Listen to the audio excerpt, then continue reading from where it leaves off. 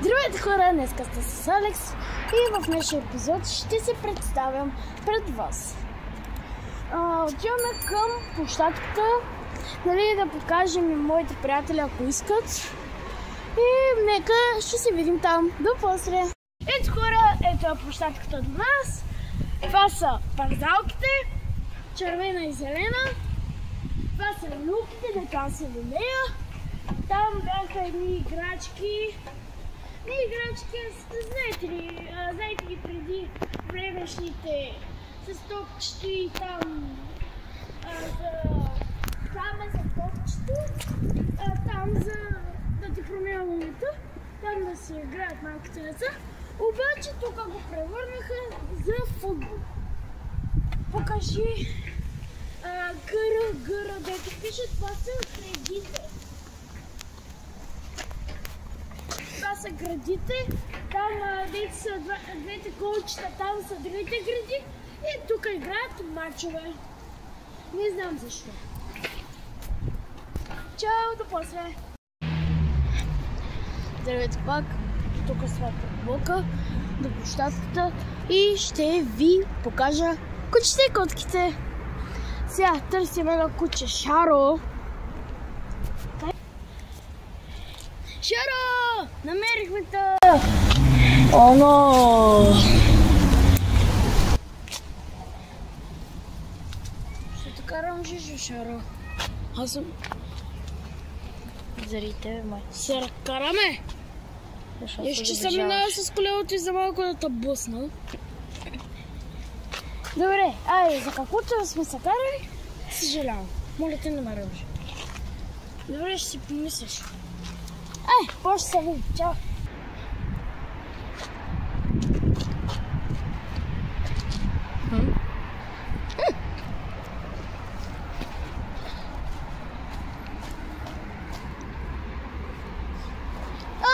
Хора, не се разбрахме нещо с Шаро. Май ме се ядоса от тежката. Аз тук си чилвам с една бутилка вода. Купих си за 90 стинки. Много вкусна! Не правя реклама, само казвам. Горна баня! Горна! Както казвам с Жаро, нещо не се разбрахме. Някой път се разберем, ще го галя. Ще покажем в видео. Ние се скарахме заради, щях да го бусна с колелото ми. Аз бързах, но той ми се изпречкал пред пътя. Да кажете, в тази ситуация какво вие ще направите? Освен да паднете или да го бусите, аз паднах заради него, той ми се е разсърдил. Добре, аз му се извинявам, той ме ръмжи.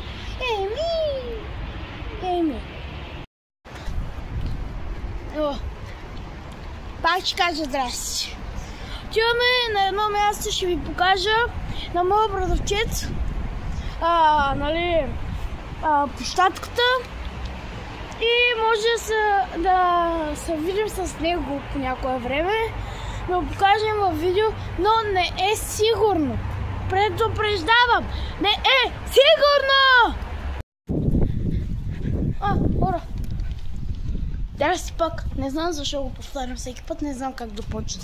Изпих си водата. Колата се е разгубила. Заслужава се. Кой да кажа? Тази кола, не искам да кажа нещо обидно, който си я купил, обаче това е колата ковчег на колела. Всяко време можеш да се обърнеш и да умреш.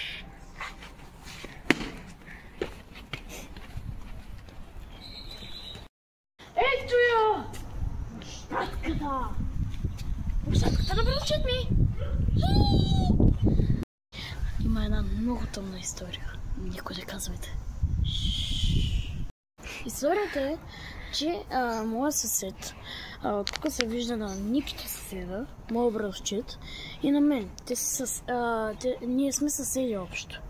Един ден си изгубих телефона и някак си е паднал там долу. И казвам да се стопая на двора. Телефона ми е паднал. Той казва, не е вярно, той е мой. Но той излъга. И не знам защо ходя напред-назад. Да се спрем на едно място. Той каза, че не е вярно. Обаче аз не спирах с моите приятели да казваме вярно е. И почнахме да спорим. Един ден викнахме полиция, направихме един паниер и като стана. Имала камера през цялото време. Имал някакси компютър на синът му, направил видеото, копирал се го и си го е сложил в видеа. И полицията каза: момчета, това е лъжа. Хора, до тук ще приключим с днешния клип. Надявам се да ви е харесал клипа. Subscribe, лайк, това ми е първото видео и искам да съберем някъде около за сега 100 за сега. Когато станем по-нагоре, повече лайкове, повече видеа и повече истории. Айде!